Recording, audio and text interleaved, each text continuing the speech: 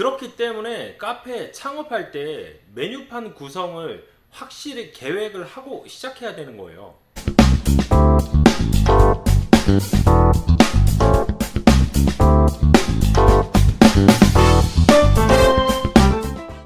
안녕하세요. 반갑습니다. 귀원TV 황 대표입니다.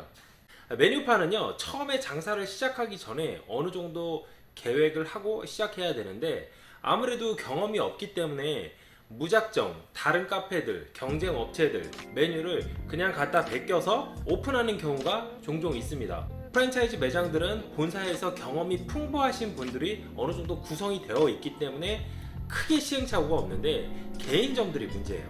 개인점들은요, 이런저런 컨설팅을 받을 때가 마땅히 없기 때문에 무작정 메뉴판을 구성했다가 나중에 운영하면서 낭패를 보는 경우가 종종 있습니다.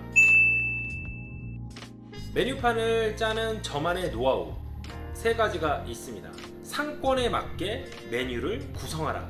유흥상권, 오피스 상권, 그에 적합한 타겟 고객층들이 원하는 메뉴가 좀 달라요. 주력 타겟층에 맞춰서 메뉴를 구성해야 합니다.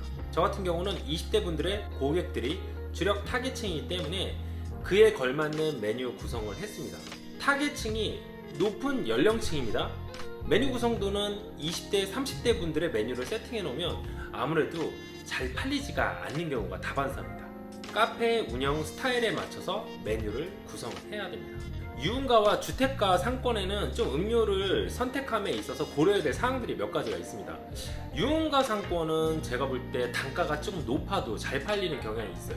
일단 시원하면서 달달한 음료를 많이 찾습니다. 주택가 상권 같은 경우는 저단가 음료, 간편식, 커피 위주의 메뉴로 깔끔하게 구성하는 게 아무래도 좋은 것 같아요. 또 하나의 꿀팁은요, 메뉴가 너무 많잖아요? 그러면 문제점이 뭐냐면 직원들, 알바생들 새로 들어왔을 때 교육하기가 상당히 힘들고 오래 걸립니다. 그래서 어느 정도 메뉴를 최대한 압축시켜서 단순하게 만드는 게 좋아요. 제가 운영을 해보니까 알바생들은 보통 3개월, 4개월 주기로 계속 교체가 됩니다. 그런 친구들 메인 보조 뭐 있을 거 아닙니까? 그러면 그 계속 지속적으로 교육을 해야 되는데 메뉴가 너무 많다 보면 너무 오랜 시간에 걸려요, 교육하는 데 있어서. 그래서 메뉴의 구성, 이런 부분이 상당히 중요합니다. 특히 개인 카페 창업하시려는 분들, 차별화가 상당히 중요합니다.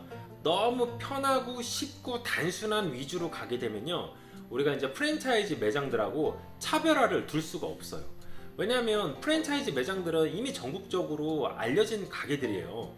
개인 카페는 이곳에만 있고, 근데 대부분 요즘에 손님들이 뭐라고 말씀하시냐면요, 차라리 프랜차이즈 매장을 가면 평타는 친다, 이런 말씀을 많이 하세요. 왜냐면 개인 카페를 갔더니 음료 형편없고 양 적고 비싸고 뭐 엉망이다, 뭐 이런 분들이 많다는 거예요. 결국 이게 뭔 소리냐면요, 개인 카페일수록 프랜차이즈와 차별화되고요, 차별화되고 시그니처 메뉴를 무조건 준비를 하셔야 됩니다. 특히 알바생으로 오토로 돌리려고 하시는 개인점 사장님들은 한번 생각을 한번 해보시는 게 낫습니다. 제가 경험을 오래 해보니까 알바생으로 오토로 돌리는 개인 매장들은 금방 폐업하는 경우가 많더라고요. 객단가를 올릴 수 있는 사이드 메뉴, 세트 메뉴를 꼭 만드셔야 됩니다. 한 8,000원에서 12,000원 정도 구성하셔서 세트 메뉴를 만들어 놓으면, 요즘에는 젊은 친구들이 식사하고 디저트 가고 뭐 이런 거보다 한 번에 해결하려는 것들이 요즘 대세이긴 한 것 같습니다. 세트 구성 메뉴를 갖고 있으셔야지 단가가 쭉쭉 올라가는 거예요. 그 나머지 간단한 사이드 메뉴들은 기성품을 적절하게 혼합해서 쓰셔도 될 겁니다. 아무래도 모든 메뉴들을 수제, 시그니처 메뉴로 만들면 좋겠지만 그럼 손이 너무 많이 가기 때문에 오히려 다양성에서 떨어질 수가 있어요. 한 20%, 30% 정도는 시그니처 수제 메뉴로 가고 나머지는 기성품으로 혼합을 해서 좀 다양하게 메뉴를 구성하는 게 아무래도 일할 때도 좋고 매출에도 영향을 많이 받습니다. 담음새가 굉장히 중요하다고 제가 말씀을 드렸어요. 손님들이 핸드폰으로 사진을 찍고 그걸 소셜에 올린단 말이에요. 인스타그램이나 뭐 자기가 하고 있는 소통 채널에 올리게 되는데 그게 홍보 효과가 되는 겁니다. 뭐 굳이 돈을 주면서 외부 SNS를 이용해 마케팅하는 것도 중요하지만 손님들이 직접 홍보를 해주는 게 더 좋아요. 초창기 오픈하는 매장들은 그게 더 잘 되는데 그럴 때일수록 담새를 화려하게 하려면 접시 선택이 굉장히 중요합니다. 저 같은 경우는 접시 선택을 좀 큰 사이즈, 좀 비싸고 무거운 접시를 좀 선택을 했습니다. 접시 선택함에 있어서 테이블 상판 색깔이랑 접시하고 어울리는지를 먼저 확인하셔야 됩니다. 물론 잘 알겠지만 접시랑 테이블이랑 매치가 잘 안되면 어떤 음식을 갖다 놔도 별로 안 이쁘더라고요. 이런 거는 좀 참고하시면 도움이 될 겁니다. 각 메뉴 카테고리별로 어떻게 구성하는 게 좋은지 세부적으로 한번 들어가 보겠습니다. 커피류예요. 커피류 같은 경우는 아메리카노부터 카푸치노, 라떼, 마키아토 이렇게 쭉 있잖아요. 근데 요즘 트렌드는요, 제가 약간 옛날 방식으로 해봤는데 아메리카노에 헤이즐넛 시럽을 넣으면 헤이즐넛 아메리카노라고 하잖아요. 근데 요거를 좀 메뉴를 분리해 놓는 경우도 있고 시럽을 추가하게끔 만든 가게들도 있어요. 근데 아무래도 제가 운영을 해보니까 시럽 추가 방식이 좋은 것 같아요. 그래야지 메뉴 폭도 줄고 요즘에 손님들이 자기가 원하는 자기의 기호에 맞춰서 배 앞에서 만들어 드시는 분들이 상당히 많더라고요. 커피 단가가 4,000원 정도 이상인 매장을 운영하실 계획이 있다면 리필 정도는 서비스로 주셔도 괜찮을 겁니다. 요즘에는 원두 단가도 올라가고 아메리카노 뭐 이런 것들이 프랜차이즈나 개인점이나 크게 차이가 없기 때문에 리필에 대해서 굉장히 인색한데, 아무래도 대한민국이 전 세계에서 손꼽히는 커피 소비 국가 아닙니까? 그러면 이럴 때일수록 리필을 한번 공격적으로 마케팅하는 것도 도움이 될 겁니다. 저도 매장에서 리필을 무료로 주고 있다고 1회 한해서 홍보를 하고 있는데 이게 상당히 도움이 많이 되고 있습니다. 커피가 들어가지 않는 우유 메뉴예요. 제 기준으로 봤을 때 잘 나가는 1, 2, 3가 있어요. 초코라떼라고 하죠. 아이스 초코. 이런 메뉴들이 가장 잘 나가고, 녹차가 들어간 녹차 라떼, 요게 좀 여성 손님들한테 상당히 인기가 많습니다. 고구마 페이스트가 들어가는 고구마 라떼예요. 근데 이게 손이 좀 많이 간다는 단점이 있어요. 하지만 이 우유 메뉴에는 특징적으로 휘핑크림을 올려주는 메뉴들이 있는데, 요즘에는 휘핑가스 환경 지침 때문에 대부분 개인 카페에서 휘핑가스, 휘핑크림을 쓰지를 않는 경우가 너무너무 많습니다. 그래서 가스가 들어가지 않는 걸 쓰는데 흐물흐물하고 안 이쁘거든요.